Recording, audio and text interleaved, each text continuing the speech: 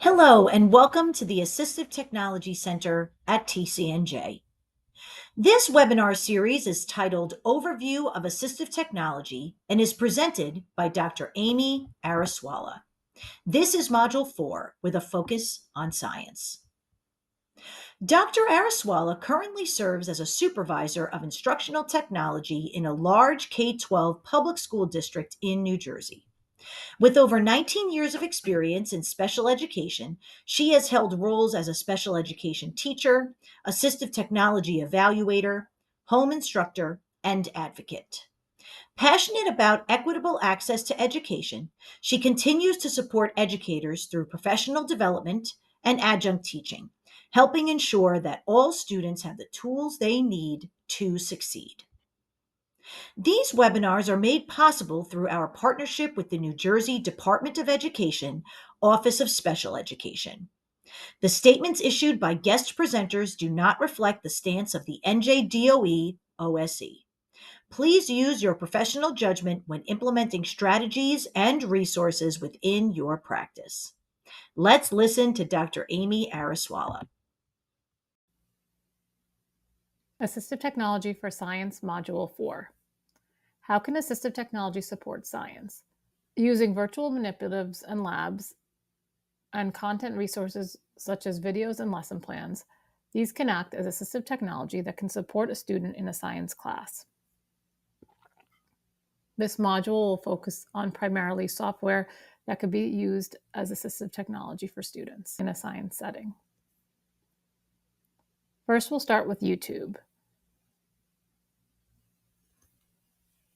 YouTube serves as a platform for delivering science content as well as other subjects' content through visual and interactive videos. It features instructional material from credible resources as well as creative resources, including teachers themselves. This makes it easier for students to understand complex scientific concepts. Teachers can use YouTube to differentiate instruction, allowing students to explore topics on their own pace and revisit lessons as needed. Coupled with a lot of AI programs that can create questions and answers that can be applied to a YouTube video, you can build a great learning module for students that has the audio-visual as well as the written component in it for the visual and auditory learner. In addition, there's accessibility features built into YouTube with closed captioning and text that allows students to access the content easier. Next is Autodesk Tinkercad. Tinkercad is a virtual creative lab, which will also be modeled in this module, where students can create and explore different types of STEM-based designs and activities, which are particularly useful in science and STEM education. Students can use these applications to design and simulate models related to physics, engineering, and environmental science. It provides a digital hands-on approach and allows for creativity and problem solving with supports that the teacher can provide as you're able to share your work online with a teacher. Lastly, teacher resources from PBS Learning. PBS is an official website that offers a wide range of high-quality educational materials, including documentaries, series, and classroom resources aligned to national standards. These tools support both instruction and student learning across various science disciplines, such as life science, physical science, and earth science. This will also be modeled in this module to see how these resources support student learning as an assistive technology tool. I will now model the 3 resources shared in Module 4 for science that can be used as assistive technology and learning tools for students.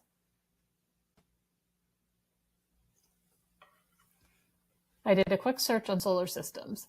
You can also do a search using your voice, which is great as an accessibility feature. You can then narrow down your videos to shorts, videos, watched, unwatched. This one is from National Geographic, which is a credible resource. I can click on the video. And then I have options to include subtitles, closed captioning. There's additional settings with volumes.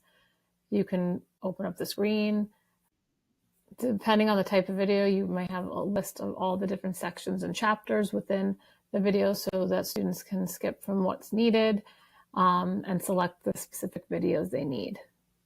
This is a great auditory visual learning tool to support students. Teachers can also create their own videos and upload them into YouTube, providing specific content for students. Next, I will be showing you how to use some of the features in Tinkercad from Autodesk. So this does require students to sign in. However, Autodesk does comply with COPPA and FERPA. As you can see, there's 3D designs, you can use circuitry, and there's code blocks. So there's different areas where students can learn and design, and as well as even collaborate with others. I can click on the Create button, choose what I want to work on. If we're working on a 3D design in a STEM class, I click on that and I get into my virtual design area. Here, it's just a simple drag and drop of your 3D images. And there's different tools here where you can save, print, send to your teacher, and also share with people. This feature of sharing with ability allows teachers to work collaboratively with their students, providing them with additional supports as needed.